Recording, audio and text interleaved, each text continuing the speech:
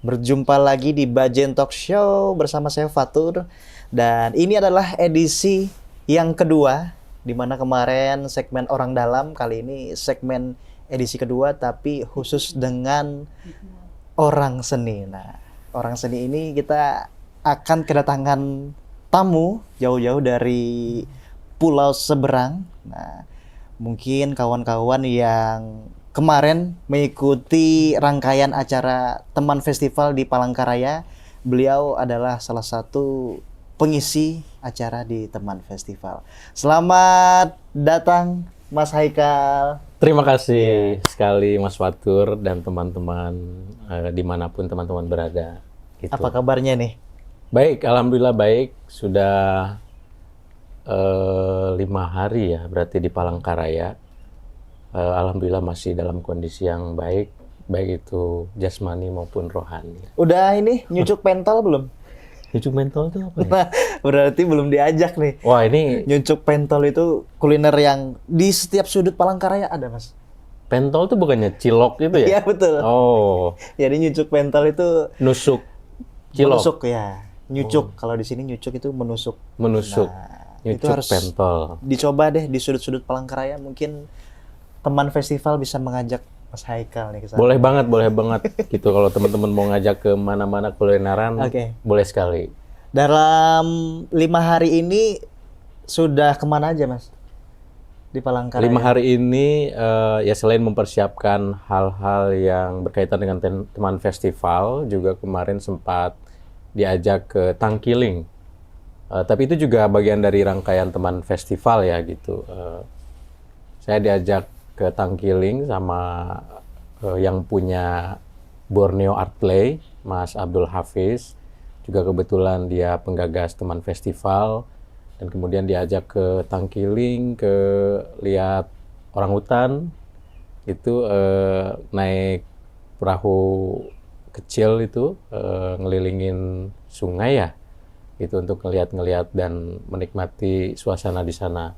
Sebetulnya dari kemarin sejak di Jakarta pengen ke perairan, naik perahu, cuman nggak kesampaian. Ternyata kesampaiannya di Palangkaraya. Emang spesial Pertama banget. kali ke Palangkaraya atau sudah? Pertama kali. Pertama kali ke Palangkaraya gitu. Langsung diajak pentas, langsung diajak podcast ya. Iya. Episode pertama lagi. Terima kasih banyak. Aduh.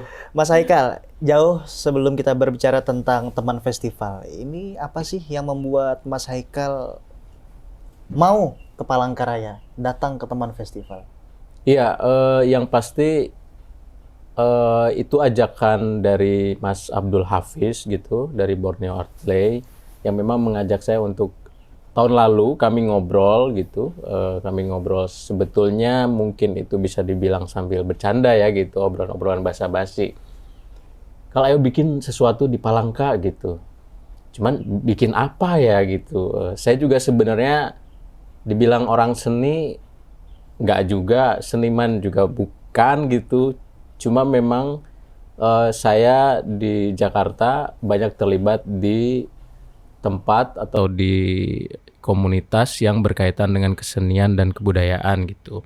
Sehingga ketika ajakan itu tuh mungkin kemudian saya resapi hingga akhirnya ada momen di bulan Januari ini kebetulan memang saya sedang menikmati suasana liburan gitu ya. Belum ada hiruk-pikuk Jakarta yang mesti saya lalui gitu. Jadi momen liburan ini saya coba manfaatkan apa yang kemarin saya inginkan gitu untuk terwujud gitu.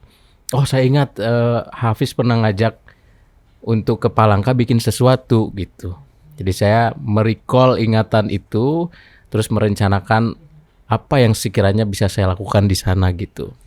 Oke, berarti Mas Haikal ini berkarirnya di Jakarta? Ya, lebih banyak di Jakarta. Sebelum di Jakarta, Mas, dulu mungkin bisa kita flashback kembali. Masa kecilnya Mas Haikal ini dulunya apakah sudah memang berkaitan dengan seni, lingkungan keluarga atau pertemanannya? Kalau lingkungan keluarga hampir tidak ada ya gitu. Tidak ada? Tidak ada. Cuman memang kalau misalnya ditarik banget ke belakang waktu kecil ya, Saya dulu di madrasah, terus setiap kelulusan itu kan selalu ada tampil, dan setiap tahun pasti saya selalu ikut tampil gitu, apapun itu, baik itu drama maupun semacam bukan tari-tarian daerah ya, tapi tari-tarian lagu-lagu pop gitu, lagu-lagu dangdut gitu. Jadi mungkin sejak saat itu, tapi ya secara keluarga kami tidak dekat dengan dunia-dunia kesenian gitu. Lebih dekatnya dengan dunia pengajian. Wah, sabrang banget ya. Nggak, tapi memang tidak dekat sebetulnya. Tidak ada keluarga yang juga punya garis kesenian gitu. Mungkin apa ya, sekedar suka-suka aja, tapi nggak yang memang menggeluti di bidang kesenian gitu. Oke, berarti pertama kali jatuh cinta dengan dunia literasi, baca puisi. Itu kapan? Mungkin kuliah kayaknya. Kuliah ya? Kuliah. Sebetulnya SMP pernah coba ngulik-ngulik bikin puisi, terus SMA juga sama, tapi nggak yang terlalu mendalami gitu. Bahkan jarang sekali baca buku waktu SMP SMA. Dan memang sangat intens ke puisi gitu, baca-baca buku, karya-karya sastra itu lebih ke waktu kuliah.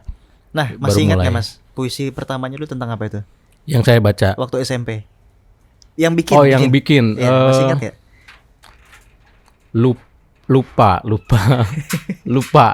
Saking jeleknya.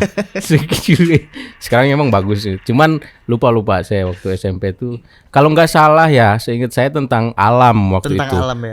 Gunung apa laut gitu. Tentang alam. Karena mungkin juga belum terlalu mengenal percintaan sesama manusia ya. Sesama makhluk berarti. Sesama makhluk.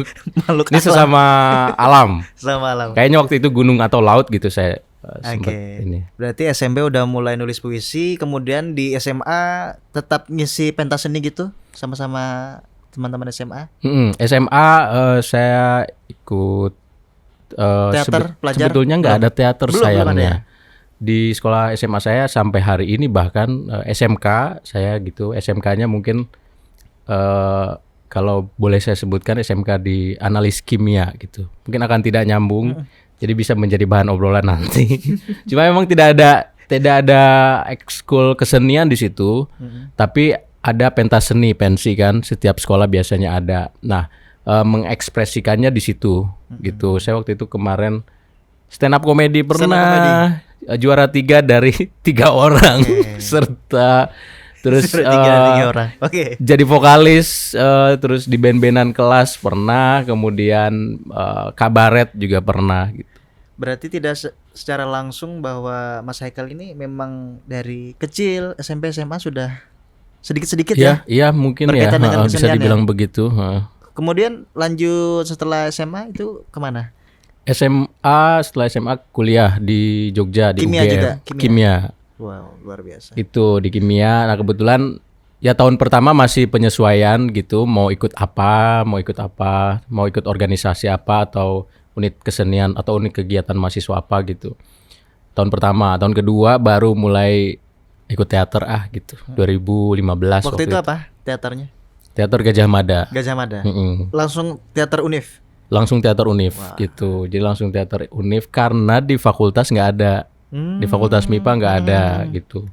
Jadi langsung ke teater Univ. Ya dari tahun 2015 sampai tahun 2018 banyak terlibat di teater Gajah Mada, tapi juga aku sangat bersyukur bisa terlibat juga di beberapa kelompok teater di fakultas yang lain justru.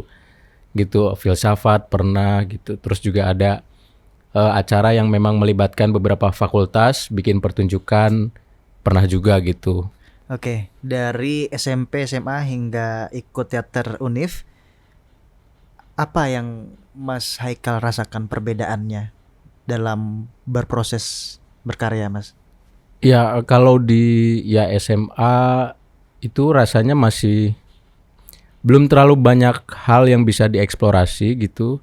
Karena juga misalnya kayak keaktorannya, bentuk-bentuk pertunjukan seperti apa gitu. Belum terlalu banyak hasanah tontonan saya juga waktu itu gitu. Waktu SMA. Jadi sekedar ikut-ikutan teman gitu, terus ngisi kegiatan kabaret atau drama-dramaan. Tapi nggak banyak bentuk ekspresi yang bisa dihadirkan gitu. Oke. Selama di kampus Gajah Mada Mas, itu apakah langsung jadi aktor atau lewat divisi dekor dulu atau gimana Iya, jadi saat itu? eh, pas waktu mulai masuk di Teater Gajah Mada itu ada namanya studi pentas, dan itu jadi aktor langsung Langsung gitu. jadi aktor ya? Langsung jadi aktor. Jadi teman-teman yang baru memang ditargetkan untuk jadi aktor untuk yang baru-baru, sehingga pertama kalinya ya menjadi aktor gitu di pentas itu. Apa pentas perdana waktu itu apa Mas? Dilarang menyanyi di kamar mandi. Punyanya kalau nggak salah naskahnya Seno Gumira apa siapa gitu, aku lupa. Mohon maaf kalau salah. Iya. Gitu. Tapi judulnya itu dilarang menyanyi di kamar mandi, dan cuman dua dua dua adegan kalau nggak salah gitu. Ya, di pentas itu. Waktu itu ingat nggak Mas prosesnya bagaimana? Dari reading mungkin, pendalaman karakter. Pada saat itu ada mengalami kendala kah?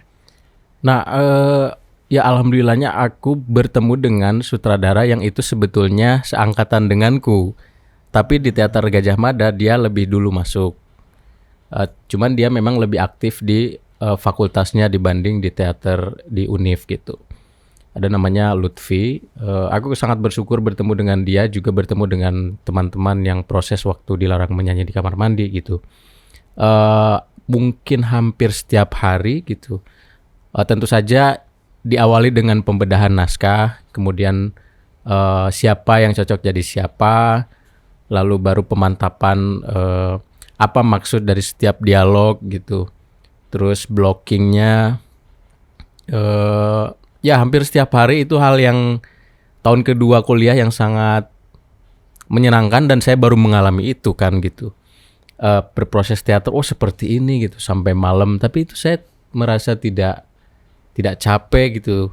Tapi mungkin juga itu yang pemantik saya untuk terus, karena mungkin orang teman-teman pemain terus juga sutradaranya sangat suportif ya gitu, dan banyak memberikan insight-insight terkait pembedahan naskah, terus juga mau seperti apa pertunjukannya gitu. Jadi kita sangat kolektif sekali gitu.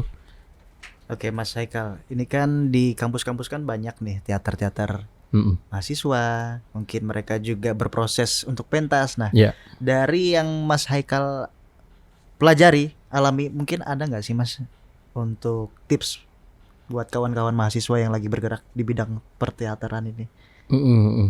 Kalau tips memang di kampus ya khususnya gitu, sebisa mungkin mencari yang sekiranya menurut teman-teman cukup paham si pertunjukan, atau misalnya mau membawakan naskah apa gitu, ada yang memandu untuk memperdalam naskah, membedah naskah gitu. Atau bisa juga sebetulnya dilakukan secara kolektif. Diawali dengan mendiskusikan naskah yang akan dibawa, pertunjukannya akan seperti apa gitu. Tapi tentu sutradara tuh memang harus ada, atau yang tadi orang yang sekiranya menurut kita percaya bahwa orang itu mampu untuk memandu kita membedah naskah, menguliti setiap hal yang sifatnya pertunjukan untuk yang sedang kita persiapkan gitu. Jadi kitanya punya persiapan yang cukup matang, dan bukan hanya sekedar menampilkan ya udah gitu, menampilkan sesuatu sesuai dengan interpretasi kita, tapi juga itu berdasarkan kolektivitas setiap anggota yang ada di dalamnya gitu. Dan kita punya seseorang yang sekiranya bisa kita jadikan mungkin juga pemandu untuk memfasilitasi kolektivitas itu gitu. Nah Mas, apa sih Mas yang menjadi kadang terlewatkan nih bagi kawan-kawan mahasiswa atau pelajar yang ingin pertama kali terjun ke dunia teater Mas? Harus harus betah gitu. Apa yang terlewatkan ya? Ada yang bilang ikut teater nih apa ya, hukum alam. Iya, itu juga gitu. Jadi- Sehingga kan itu memang bener nggak, harus dicek dulu kesungguhannya ketika mau terjun di dunia teater gitu. Harus betah gitu.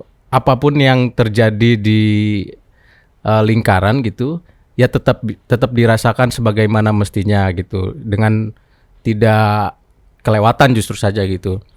Jadi gimana ya saya nyebutnya? Saya sih memang mungkin karena sejak awal berniat untuk saya harus masuk teater dan saya pengen menyelami itu lebih dalam gitu. Jadi mungkin diawali dengan hasrat atau niat yang sungguh-sungguh dan kebetahan untuk berproses di teater itu yang mesti ditumbuhkan gitu. Jangan sampai terlewat, dan harus tahu misalnya ya akan ada latihan fisik, akan ada pembedahan naskah gitu. Jadi nggak secara instan langsung jadi aktor gitu. Latihan cuma 2 kali main gitu. Ya, ada proses-proses panjang yang teman-teman mesti betah untuk diikuti. Oke, Mas Haikal. Semakin menarik. Aku juga penasaran nih bagaimana pergerakan selanjutnya setelah Mas Haikal gabung ke kampus Univ sampai akhirnya berkarir di Jakarta ya. Tapi setelah yang berikut ini jangan kemana-mana Pak Hari, tetap di Bajen Talk Show.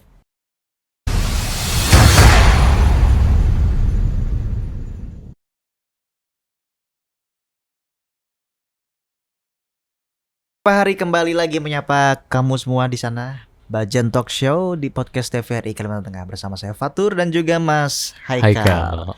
Luar biasa. Berarti Mas Haikal bisa disebut dari Jawa Barat. Dari Jawa Barat. Jawa Barat ya. Bogor lebih tepatnya. Bogor. Ya. Kota hujan. Kota hujan. Iya gak sih? Hujan mulu. Katanya begitu. Di Palangkaraya gimana? Ini kan 5 hari ini cuacanya berubah-berubah nih.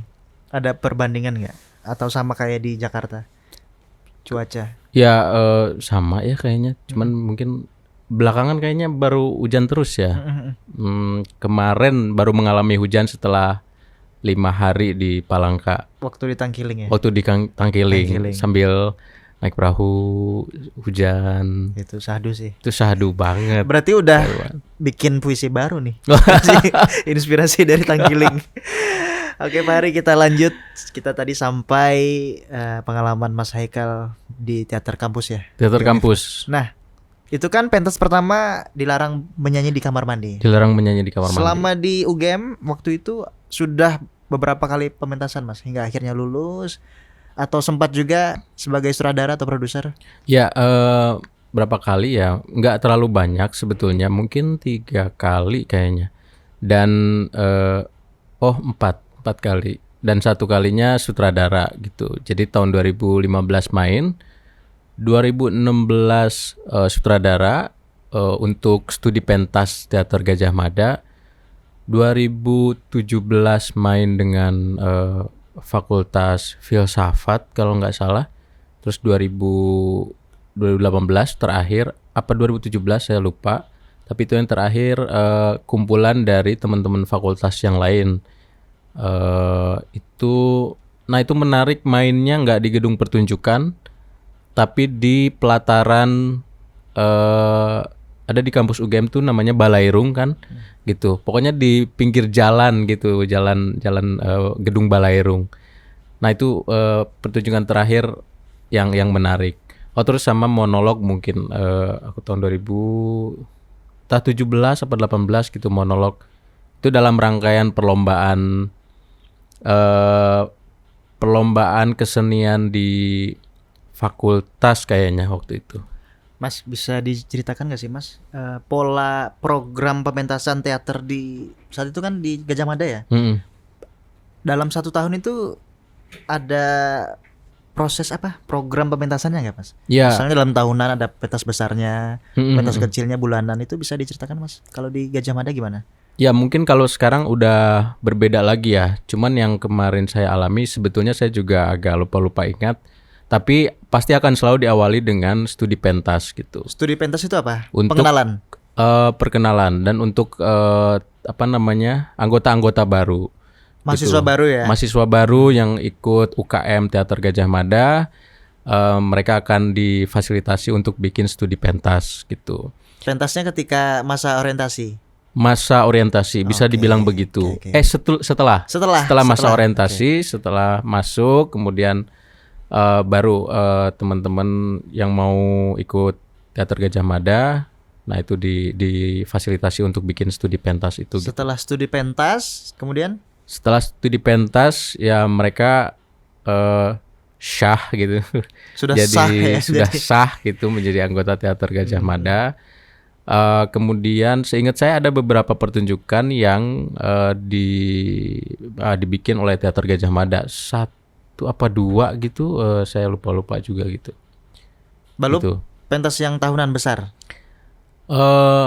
Ya mungkin di antara yang tadi ya setelah studi pentas itu, ya kalau saya kemarin mengalaminya, dibilang besar atau kecil mungkin ya sedang lah ya gitu, tapi itu bisa dibilang besar juga, itu pentas tahunan Teater Gajah Mada. Tapi saya lupa ingat lagi Gitu. pentasnya apa ya waktu itu. Cintaku di Kampus Biru kalau nggak salah. Itu dari novel, terus juga ada filmnya, film zaman dulu yang main Roy Martin gitu, Cintaku di Kampus Biru.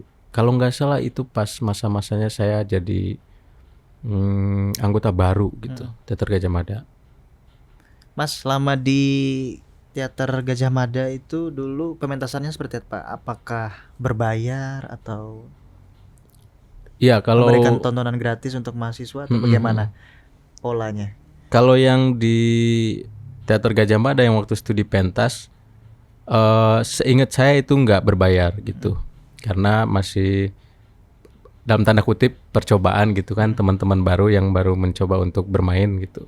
Dan teman-teman penonton ya itu baik itu dari teman-temannya sendiri maupun memang mahasiswa-mahasiswa yang sudah mengikuti Teater Gajah Mada gitu. Kemudian pertunjukan-pertunjukan yang lain tentu saja berbayar. Tapi mungkin kalau saya sempat mengalami ekosistem teater di Jogja gitu, meskipun masih sangat worth it buat mahasiswa-mahasiswa untuk menonton setiap pertunjukan-pertunjukan ya, karena yang nggak terlalu mahal, tapi juga kualitasnya oke gitu. Saya sangat senang dengan pertunjukan atau ekosistem pertunjukan di Jogja gitu, karena saya sempat nonton pertunjukan yang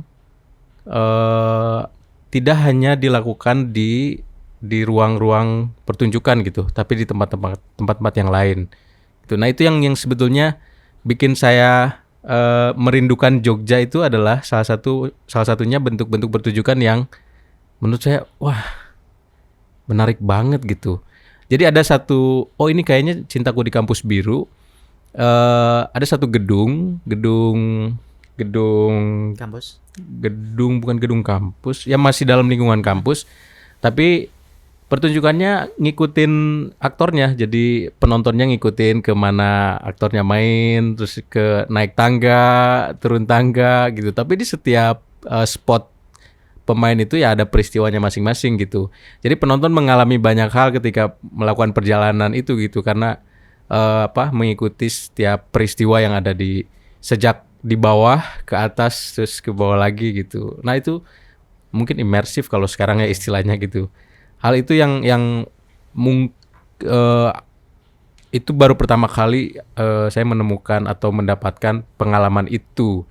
Dan selama saya sebelum ke Jogja, mungkin juga belum terlalu kenal dengan teater gitu. Jadi ketika mengalami itu tuh, kok saya nggak pernah mengalami pertunjukan seperti ini ya. Ini pengen deh saya suatu hari bikin pertunjukan yang nggak di gedung pertunjukan gitu. Oke, setelah lulus nih dari Jogja, lalu langkah selanjutnya Mas Haikal apakah kembali ke Bogor atau langsung ke Jakarta tuh? Atau ikut dulu pentas-pentas di Bandung? Ada waktu itu. Gimana? Ya kalau setelah dari Jogja, tentu saja itu pulang dulu ke rumah. Tapi memang ada rasa kekhawatiran takut tidak bisa terlibat lagi di seni pertunjukan di teater. Ada kekhawatiran itu. Tapi juga alhamdulillahnya waktu itu ada workshop teater boneka Peppermint Puppet gitu Di Bogor. di Jakarta. Waktu di Jakarta. Waktu di Jakarta. Terus itu masih masa-masanya setelah lulus kuliah, belum dapat pekerjaan. Tapi ada workshop itu, terus saya ikut workshop.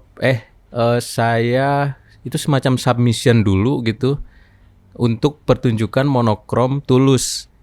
Jadi ikut workshop Peppermint, terus nanti dilibatkan di pertunjukan monokrom Tulus. Nah saya waktu itu kalau nggak salah saya bikin lukisan, ngasal aja gitu gambar, upload di Instagram, tag kenapa pengen ikut workshop itu, terus akhirnya dapet kesempatan itu, Haikal terpilih gitu. Nah akhirnya kayak ternyata saya masih bisa merasakan seni pertunjukan itu, masih bisa merasakan seni pertunjukan ini masih ada gitu, nggak hilang. Terus kemudian setelah ikut workshop itu udah kepilih tampil teater boneka, terus di Titi Mangsa tuh saya ikut kelas manajemen seni pertunjukan yang diadakan oleh Titi Mangsa. Titi Mangsa adalah tempat di mana saya sekarang berkarir gitu. Sejak tahun 2020 gitu. Nah, kelasnya tapi 2019 akhir sebelum pandemi. Kelas manajemen seni pertunjukan. Terus saya ikut kelasnya. Kemudian ikut terlibat di pertunjukan Titi Mangsa karena memang salah satu benefit di kelas itu adalah terlibat di salah satu pertunjukannya gitu. Nah tapi pandemi, terus akhirnya saya sebetulnya agak khawatir dan takut juga, berarti udah pandemi ngapain lagi ya gitu, udah terputus lah gitu koneksi saya dengan Titi Mangsa waktu itu. Sebagai penonton setia Titi Mangsa dari tahun 2016 kayaknya, 2016 gitu. Nah, dapat terlibat itu waktu kelas manajemen seni pertunjukan tuh, dapat koneksi itu sangat senang sekali. Tapi ada pandemi jadi agak gimana ya pandemi ya. Tapi justru pandemi itu kalau di Titi Mangsa ada hal-hal baru yang dibuat gitu. Mungkin teman-teman nanti bisa cek, ada namanya Sandiwara Sastra, drama audio. Nah, ketika drama audio itu hadir, saya menawarkan diri ke pihak Titi Mangsa untuk sekiranya saya bisa membantu, saya sangat ingin membantu dalam hal apapun gitu. Waktu itu saya membantu di bidang sosial media. Nah, dari mulai saat itu sampai hari ini saya menjadi atau selalu terlibat dalam pertunjukan di Titi Mangsa gitu. Bekerja di sana dari Bekerja 2019 di sana. berarti? Iya, 2020 2020 ya? berarti. Berarti yang membuka jalan itu ketika kolaborasi dengan Tulus tadi, pentas monokrom. Ya, mungkin itu lebih ke membuka asa saya gitu. Jadi kayak hasratnya ternyata masih ada gitu. Oke. Tapi sebetulnya kemudian membuka koneksi saya dengan Titi Mangsa adalah itu kelas tadi, manajemen seni pertunjukan gitu. Mas, ketika di Titi Mangsa apa aja sih Mas yang menjadi ini pegangan hidup saya nih. Saya harus tetap berteater, harus tetap berseni pertunjukan. Apa Mas yang didapatkan di Titi Mangsa Mas? Iya. Semangat apa? Meskipun saya bukan lulusan kesenian, lulusan seni pertunjukan gitu atau teater atau apapun yang berkaitan dengan itu, tapi karena mungkin keinginan saya cukup besar di bidang seni pertunjukan, akhirnya itu mengantarkan saya bertemu dengan orang-orang yang sangat baik sekali gitu, membuka banyak hal tentang seni pertunjukan, salah satunya di Titi Mangsa gitu. Sangat terbuka sekali dengan kemungkinan dan orang-orang yang ingin belajar seperti saya gitu. Nah, kalau di Titi Mangsa ya selain orang-orangnya, kemudian juga materi-materi yang disampaikan oleh Titi Mangsa gitu. karena materinya ya alih wahana karya sastra ke dalam bentuk seni pertunjukan gitu. Jadi apa ya, akan selalu, saya tidak akrab dengan sejarah, tapi di Titi Mangsa dalam tanda kutip memaksa untuk itu. Jadi saya selalu setiap produksi itu belajar lagi. Ketika mau ngangkat Bumi Manusia, belajar tentang buku-bukunya, tentang Pram. Ketika mengangkat Hairil Anwar, belajar lagi soal itu. Kemudian ketika mengangkat tokoh-tokoh atau kisah-kisah atau karya-karya sastra lain, dalam tanda kutip terpaksa harus menyelami itu juga gitu. Tapi itu kemudian yang menjadi daya tariknya untuk saya tetap bertahan di situ gitu. Selain karena memang lingkungan yang sangat suportif gitu, tapi juga materi yang disampaikan punya benang merah yang kuat gitu, alih wahana karya sastra ke seni pertunjukan. Kalau di Titi Mangsa dalam setiap tahun itu pasti ada program apa aja Mas? Yang paling mungkin jadi referensi anak-anak Iya. perteateran. Nah, kalau sebelumnya mungkin sebelum saya terlibat, sepertinya hanya pentas besar gitu, mungkin sekitar dua pentas besar. Tapi setelah pandemi, justru kayak mengubah banyak hal dan banyak hal baru yang dibuat. Ada seri monolog, namanya seri monolog di tepi sejarah. Jadi itu tuh dulu dibikin pas pandemi dan pas pandemi nggak ditonton, tapi ada 4 judul pertunjukan monolog gitu, nggak ditonton, tapi direkam. Habis direkam ditayangkan di YouTube waktu itu. Nah, ditayangkan di YouTube dan ramai untuk mengisi waktu selama di rumah untuk penonton, karena kan pandemi nggak boleh nggak boleh ngundang orang untuk ke gedung pertunjukan kan gitu. Jadi setelah pandemi ini kayaknya banyak merubah pola-pola program gitu. Terus ada itu di tepi sejarah, ada sandiwara sastra yang tadi sudah saya sebutkan gitu. Tapi tentu setiap tahun harus ada satu pertunjukan besar yang diadakan. Baik itu pertunjukan yang memang alih wahana karya sastra yang sifatnya non-tradisi maupun yang tradisi. Kami sempat beberapa tahun ke belakang membawa tradisi Bali, Calon Arang gitu. Di Calon Arang dibawakan di Jakarta, kemudian di Surakarta, judulnya Sudamala. Kemudian kalau yang non-tradisinya ada Ariyah dari Jembatan Ancol, Si Manis dari Jembatan Ancol, mungkin teman-teman tahu gitu. Terus juga ada adaptasi dari novel seperti Dendam, Rindu Harus Dibayar Tuntas gitu. Adaptasi dari lagu-lagunya Sheila on Seven, musikal Anugerah Terindah gitu. Jadi pasti selalu ada pentas-pentas besar dan non-tradisi dan pentas besar yang tradisi gitu. Mas Haikal, teater ini kan dekat sekali dengan perfilman ya. Mas Haikal nanti ada arahnya menuju ke sana nggak? Atau sudah nih? Iya, mungkin bridgingnya juga lewat Titi Mangsa ya. Titi Mangsa mengerjakan juga film gitu yang film Before Now and Then itu sebagai co-produsernya Nana, mungkin kalau teman-teman tahu. Terus juga kemarin tahun lalu sempat garap film pendek dengan Mas Gari Nugroho gitu, yang kemudian ditayangkan di Osaka Expo. Nah kalau untuk saya sepertinya saya belum ada hasrat ke situ gitu ya, secara pribadi ya belum ada hasrat ke situ, walaupun tahun lalu tuh nyoba film pendek diajak sama teman gitu, teman Titi Mangsa juga, teman yang dari kelas Titi Mangsa gitu, diajak buat main film pendek, tapi kayaknya belum gitu, masih teater dulu aja lah gitu. Ya. Apa Mas yang paling terlihat perbedaannya apa film sama teater ini?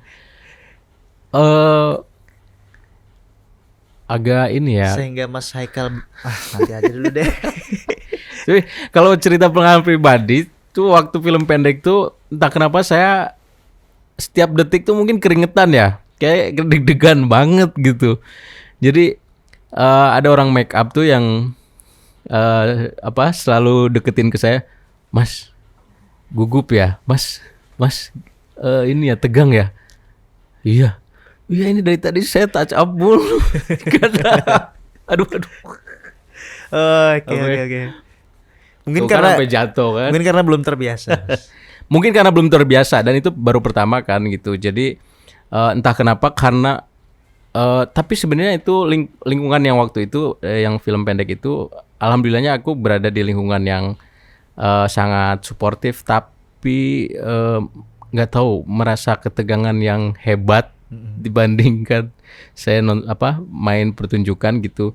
Saya lebih baik main pertunjukan yang lama daripada main film pendek yang walaupun cuma 1-2 scene gitu, 5 menit, 3 menit gitu. Tapi wah, tegang banget waktu itu. Oke, Mas di Titi Mangsa tentunya banyak juga aktor-aktor senior ya. Nah, mungkin itu ilmu yang paling bisa diambil dari beliau-beliau itu apa Mas di Titi Mangsa, Mas? Secara konsisten berkarya atau kreativitas gitu. Iya. Ya, itu salah satu keuntungan saya di Titi Mangsa adalah saya mengalami banyak bertemu dengan pelaku-pelaku teater, baik itu yang lama-lama gitu maupun yang memang baru-baru.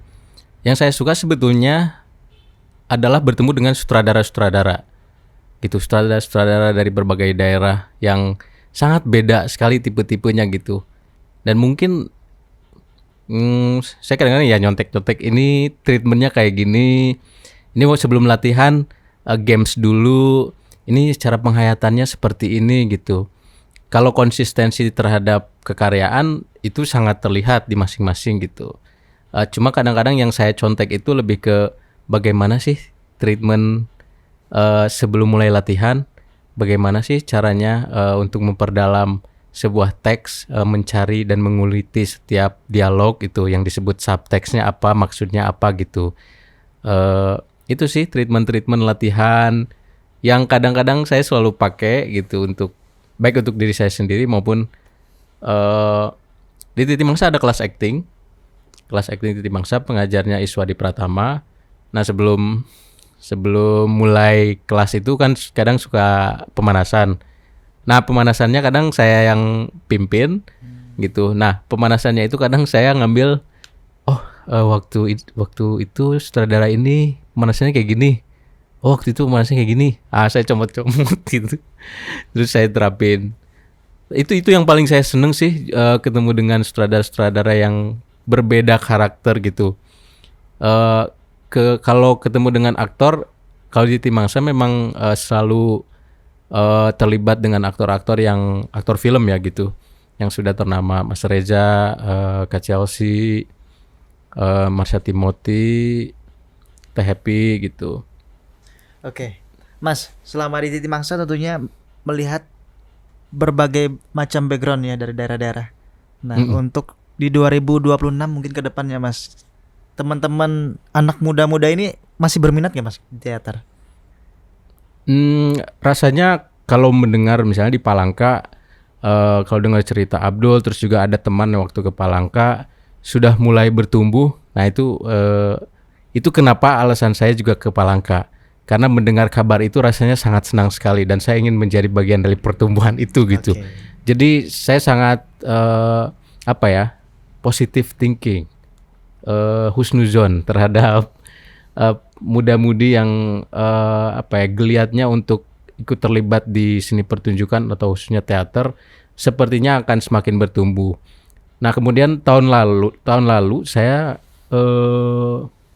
mengalami ekosistem teater pelajar di Kudus gitu, dan saya sempat jadi Titi Mangsa ada workshop seni pertunjukan di Kudus yang berkaitan dengan teater pelajar di Kudus. Nah saya sempat mengalami ke beberapa sekolah yang memang dia baru pertama kali ikut festival teater pelajar. Nah kenapa mereka ikut? Ada salah satunya yang memang siswa-siswanya yang semangat, Bu, ayolah Bu, kita ikut gitu, ayolah kita ikut. Jadi saya pikir akan terus bertumbuh sih keinginan-keinginan untuk terlibat di seni pertunjukan di teater gitu. Walaupun kadang anak-anak teater sendiri mungkin mahasiswa yang merasa wah yang nonton itu-itu aja orangnya, circle itu-itu aja. Itu gimana Mas cara memotivasi kawan-kawan nih Mas? Gimana ya? Justru saya suka lebih intim. Lebih intim. Kalau saya suka yang pertunjukan-pertunjukan yang intim dan penontonnya cuman beberapa. Makanya yang di Palangka ini saya bilang ke Hafiz itu kalaupun yang nonton 5, kamu sekeluarga kan udah berempat. Misalnya temenmu 1, 5, aku nggak apa-apa gitu. Ya pertunjukan itu bukan dilihat dari seberapa banyak penontonnya kan gitu. Walaupun memang harus ada penonton gitu. Kalau nggak ada yang nonton ya gila nanti. Oke. Mas, kalau di teater kan pentas selesai gitu ya. Nah, kalau di lagu itu kan bisa diputar berulang kali. Nah, ada strategi khusus nggak? Bagaimana teater ini tetap terus berkelanjutan? Teruslah mencari. Teruslah mencari. Ya itu ya gimana ya? Jangan berhenti pada satu karya saja gitu. Ya atau pada satu judul yang mungkin teman-teman mahasiswa atau siapapun yang bermain di satu judul, semoga selalu ada hasrat untuk tidak puas mencari ketika, atau jangan stuck dengan misalnya ketika dikasih perannya yang marah mulu atau perannya yang adem ayem mulu. Mungkin bisa diobrolin ke sutradaranya, Pak saya mau nyobain ini, Kak saya mau nyobain ini gitu. Jadi rasanya itu sih jangan terlalu puas untuk mencari seberapa banyak kemungkinan yang bisa digali, terutama dalam diri sendiri gitu. Ya itu sih rasanya gimana ya, karena itu memang ya agak klise tapi memang bersumber dari kita untuk tidak mematikan hasrat kita bereksplorasi gitu. Harus terus mencari kemungkinan-kemungkinan yang bisa yang ada di dalam diri kita gitu. Sebetulnya kita ini potensinya apa sih gitu. Oke. Mas Haikal, mendengar cerita Mas Haikal kan dan juga Mas Abdul di Titi Mangsa juga bertemu. Ya. Hingga akhirnya ya.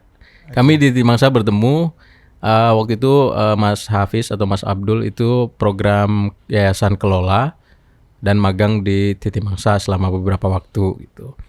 Ketemu, jadi setiap pagi kami bertemu dan mengalami obrolan basa-basi yang akhirnya saya berada di sini. Oke, luar biasa. Teman festival sudah berjalan berapa hari Mas? 3. 23, 24, hari ini terakhir 25. Ya?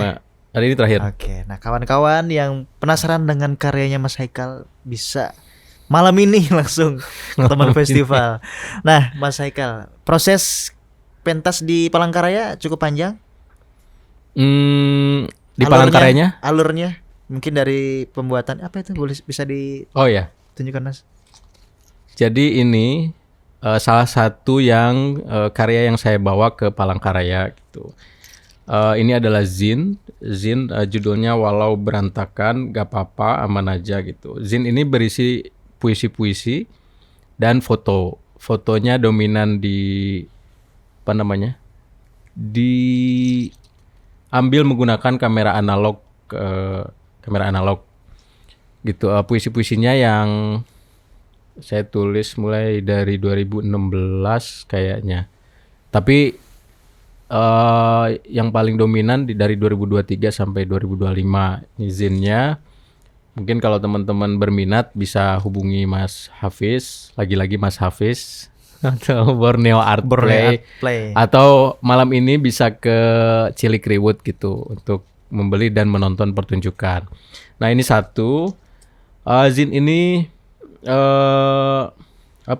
pembuatannya cukup, kalau dari segi materinya kan berasal dari arsip baik itu puisi maupun foto. Kalau produksinya cukup cepat ini, semua serba nggak DIY banget sih gitu. Kalau ini kayak dicetak terus dipotong sama percetakannya gitu supaya rapi. Tapi kayak jilidnya terus covernya ini saya bikin sendiri, dibantu sama salah satu perempuan yang menjadi sumber inspirasi di zin ini gitu. Asik. Perempuannya siapa silakan beli. Gitu, ini zinnya. Kemudian ada karya yang lain yaitu monolog. Saya nyebutnya monolog puisi sebetulnya. Dan beberapa puisinya berangkat dari zin ini gitu.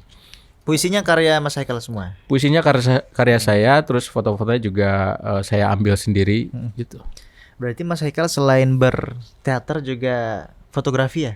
Dunia fotografi. Ya, tapi itu hanya kesenangan belaka aja sebetulnya gitu, nggak yang terlalu, sebetulnya foto saya mungkin jelek-jelek juga, tapi saya pede aja gitu. Cuman ya itu sih kesenangan aja, hobi gitu. Terus saya kumpulkan, siapa tahu jadi sesuatu gitu.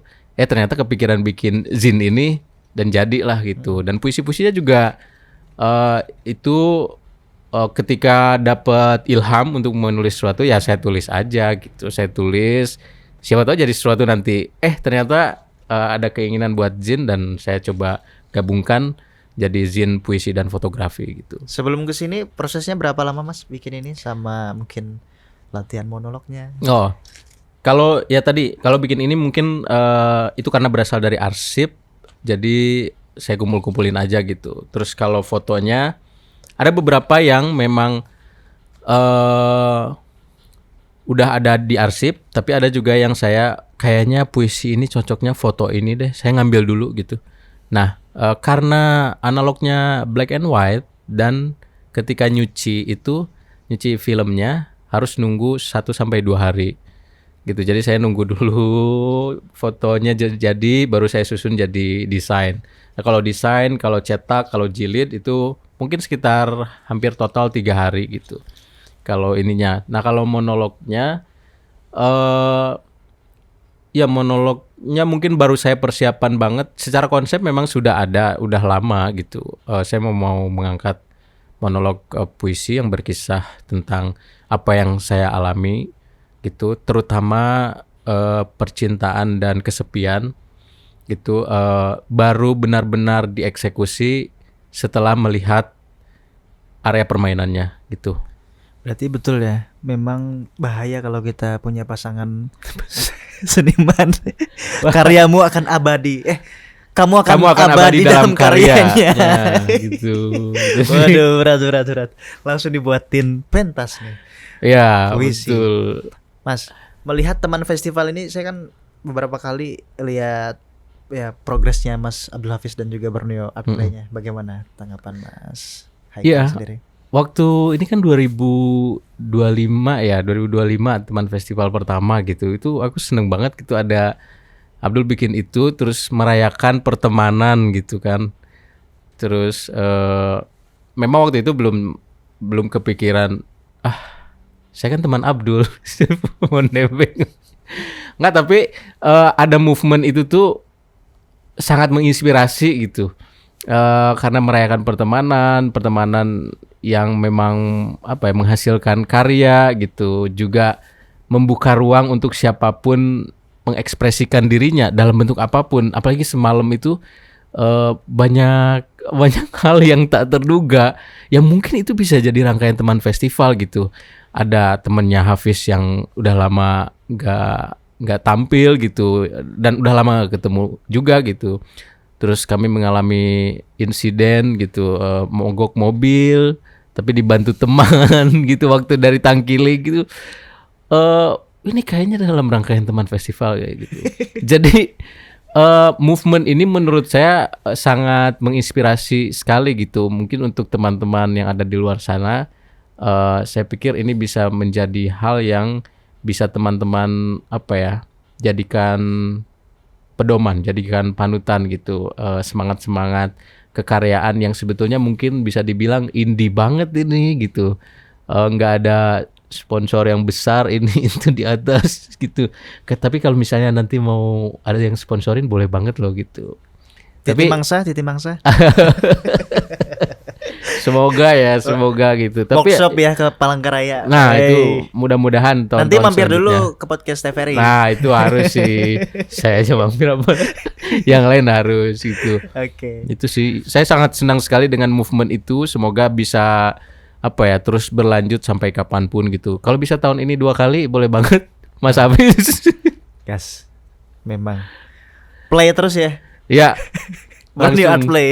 Borneo Art Play. Play terus pokoknya. Play terus gitu. Oke, Mas Haikal. Dari semua perjalanan Mas Haikal dari SMP, SMA, terus berteater di kampus sampai akhirnya di Titik Mangsa dan juga membuat karyanya berdasarkan pengalaman pribadi. Ya, ya.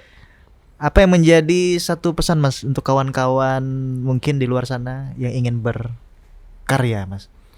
Ya, sebetulnya ini sudah mungkin marak terdengar bahwa apa ya, hasilkan dulu karya yang mungkin itu benar-benar dekat dengan kita gitu. Kalau saya, yang dekat dengan saya sendiri gitu. Saya selami apa yang saya rasakan gitu, dan apa yang selama ini saya pendam gitu. Jadi tahun ini memang adalah tahun dalam tanda kutip perilisan keterpendaman itu. Karena yang paling dekat dengan saya, diri saya sendiri, saya coba menyelami itu, perasaan-perasaan yang hadir, perasaan-perasaan yang selama ini mungkin saya takut untuk dikeluarkan, selama ini saya pendam, daripada jadi penyakit ini saya keluarkan gitu.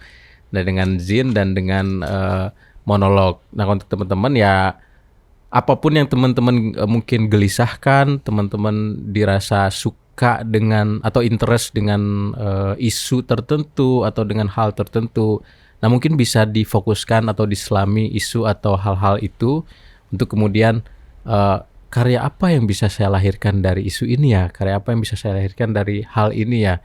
Itu suatu saat akan teman-teman akan menemukan. Bersabarlah gitu. Saya juga mungkin perlu waktu beberapa waktu untuk mengeluarkan ini gitu. Bersabarlah, karena nanti akan sampai. Tapi jangan takut untuk mengeluarkan atau merilis apapun yang teman-teman sekiranya ingin sampaikan gitu. Baik, Mas Haikal, terima kasih banyak ya sudah mampir di Bajen Talk Podcast TVRI Kalimantan Saya Tengah yang edisi makasih. pertama. Saya yang makasih. Terima kasih banyak Mas Fatur. Edisi pertama untuk segmen orang seni. Nah, Wah. terima kasih. Karena di Bajen Talk ini ada beberapa segmen. Ada segmen orang dalam. Wah. Oh. Kalau orang dalam udah kemarin. Orang dalam udah. Jadi kawan-kawan dari TVRI sendiri. Nah, ini segmen orang seni episode pertamanya adalah Mas Haikal jauh-jauh dari Jakarta. Terima kasih banyak. Saya selalu Terima kasih. ditunggu karya berikutnya. Terima kasih Mas Fatur. Semoga berkenan teman-teman semua. Oke, Pak Hari. Cukup sampai di sini perjumpaan kita. Jangan lupa untuk saksikan Bajen Talk Show di podcast TVRI Kalimantan Tengah.